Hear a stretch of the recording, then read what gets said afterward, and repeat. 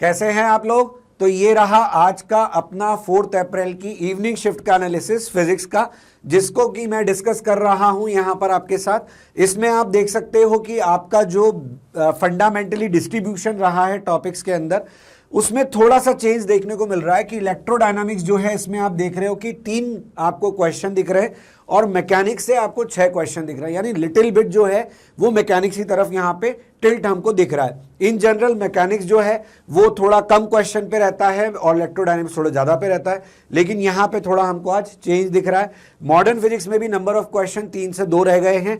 तो कहां बढ़े हैं क्वेश्चन? एक तो मैग्नेटिज्म में हमें क्वेश्चन बढ़े हुए दिख रहे हैं, ज्योमेट्रिकल ऑप्टिक्स से भी क्वेश्चन कम दिख रहे हैं क्योंकि एक ही क्वेश्चन यहां पे दिख रहा है। अभी तक जो ट्रेंड है उसमें 2 क्वेश्चन का ट्रेंड चल रहा है, इन्होंने अपनी जगह बनाई हुई है, ये 3 क्वेश्चन पे चल रहे हैं। सेमीकंडक्टर में क्वेश्चन 1 की जगह 2 हो गए हैं। तो सेमीकंडक्टर पूरी जनवरी अटेम्प्ट में भी अपना एक एक क्वेश्चन हर शिफ्ट में लेके आया था और आज की शिफ्ट में इसने थोड़ा सा चेंज किया है, इसने नंबर ऑफ क्वेश्चन थोड़े इंक्रीज किए। यानी सेमीकंडक्टर जो है ये एक अच्छा टॉपिक है, इसके ऊपर हम मेहनत कर सकते हैं। इसके छोटा सा टॉपिक है और नंबर भी हमें मालूम है कि क्वेश्चन जो है वो अल्टीमेटली 3 टॉपिक से आ रहे हैं, logic gate, PN junction diode और हमारा जेनर डायोड। और पीएन जंक्शन में भी कहां से आ रहे हैं? पीएन जंक्शन में भी हमारे forward bias, reverse bias maximum इस पे आ रहे हैं। फ्लूइड से एक सवाल बना हुआ है, ग्रेविटेशन की एंट्री हुई है, यहां पे ग्रेविटेशन से एक सवाल आया है। तो कुल मिला के यहां से जब एक क्वेश्चन कम हुआ होगा तो एक क्वेश्चन इधर शिफ्ट हो गया है। बाकी ओवरऑल जो है ट्रेंड में आप देख सकते हो, जनवरी अटेम्प्ट के जो क्वेश्चन थे जिनके लिए सारी सीरीज में आपको बोला गया था कि इन पर ध्यान देना, उन्होंने अपनी जगह बनाई हुई है। जैसे आज की शिफ्ट में भी डिफ्रैक्शन का सवाल आया, मिनिमा वाला सवाल आया, लीनियर वाला सवाल आया, वाईडीएससी में आपका सेंट्रल मैक्सिमा की शिफ्टिंग वाला सवाल आया स्लैब रखने पे। ये सारी ही चीज़ें आपको हम बार बार बता रहे हैं कि आप इनके ऊपर काम करें। तो आप अगर आने वाले सेशन में, आने वाले उस दिनों में अपना देना चाहते हैं जेईई मेन, तो उसके लिए आप इस बात को सुने और उस पर थोड़ा सा फॉलो अप करें कि आपको इन टॉपिक्स के ऊपर ध्यान देने की ज़रूरत है। जैसे कि इलास्टिसिटी में आपके वायर के अंदर जो वेट लटक रहा है उसके बेस पर आपको लिखना है इलोंगेशन, तो वहाँ पे आपको ध्यान देने की ज़रूरत है। थर्मल एक्सपेंशन में रॉड का जो इलोंगेशन, लीनियर एक्सपेंशन, उसके ऊपर क्वेश्चन जो है कंटिन्यूसली बने हुए हैं। थर्मोडायनामिक्स में प्रोसेस के ऊपर बने हुए हैं।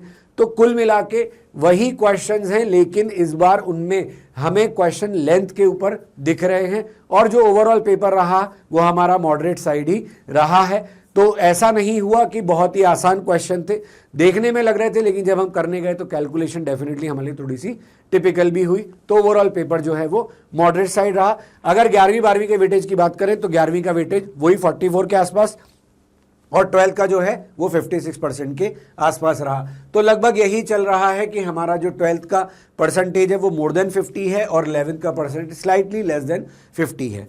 तो यही है हमारा आज का फिजिक्स का एनालिसिस। आइए बच्चों देखते हैं केमिस्ट्री का एनालिसिस, मेमोरी बेस्ड पेपर का 4 अप्रैल शिफ्ट 2। बच्चों केमिस्ट्री के अंदर अगर हम बात करें डिस्ट्रीब्यूशन ऑफ क्वेश्चंस की, तो करीब करीब 48% क्वेश्चंस या 12 सवाल आए थे 11th के पोर्शन से और रिमेनिंग 13 सवाल या 52% क्वेश्चंस आए थे 12th के पोर्शन से। Overall paper was quite balanced. Chemical kinetics से 2 सवाल थे, जीओसी से 2 सवाल थे, बाकी लगभग हर चैप्टर का एक फेयर रिप्रेजेंटेशन था। 1 question was there from each chapter. अगर हम बात करें टफनेस लेवल की, तो पेपर का difficulty level was moderate to difficult.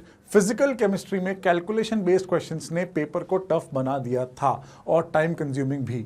अगर हम बात करें इनऑर्गेनिक केमिस्ट्री की, तो इनऑर्गेनिक केमिस्ट्री के अंदर कोऑर्डिनेशन से सिंपल सवाल, सॉल्ट से सिंपल सवाल और हाँ, पीरियोडिक प्रॉपर्टीज के अंदर इलेक्ट्रोनेगेटिविटी बेस्ड क्वेश्चंस वाली जो डेटा है, उस डेटा को आप लोग एक बार जरूर देख जाइएगा। डेटा के आसपास भी सवाल आया था और ऑर्गेनिक में एक सवाल एज इट इज एनसीईआरटी के इन टेक्स्ट क्वेश्चन से उठ के आया था केरियस मेथड के ऊपर। अगर हम बात करें बच्चों इनऑर्गेनिक और ऑर्गेनिक के डिस्ट्रीब्यूशन की और फिजिकल के डिस्ट्रीब्यूशन की, तो फिजिकल और ऑर्गेनिक का डिस्ट्रीब्यूशन एग्जैक्टली सेम था, 9 सवाल, और इनऑर्गेनिक केमिस्ट्री से पूछे गए थे 7 सवाल। तो ये था केमिस्ट्री का एनालिसिस। आई होप आपका पेपर अच्छा गया होगा। अपने मार्क्स कमेंट में जरूर हमें बताइए। हेलो बच्चों, स्वागत है आपका analysis of JEE Mains 2026 4 April shift 2 memory based paper का।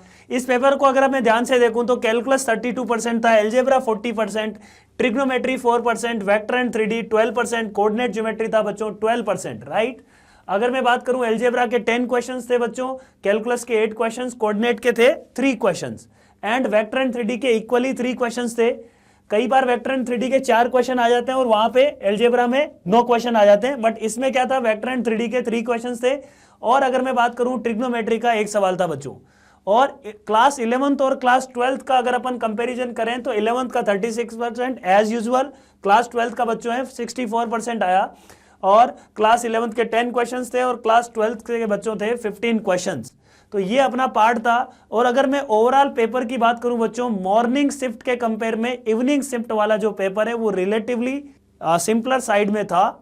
और अगर मैं इन जनरल बात करूं तो the paper was moderate and lengthy, ठीक है। ऐसा लग रहा था एग्जाम में भी ये क्वेश्चन जो है बहुत इजी है, बन जाएगा, बट उसमें टाइम लग रहा था बच्चों, है ना। तो मैथ्स के क्वेश्चंस में थोड़ा सा टाइम लग रहा था। तो आपको नेक्स्ट टाइम से ये ध्यान रखना है, अगले वाले जो बच्चे आ रहे हैं उनको ये ध्यान रखना है कि मैथ्स में आपको ट्रैप नहीं होना है। आपको इजी क्वेश्चन जो दिख रहा है उसको करिए बच्चों। I wish you all the best.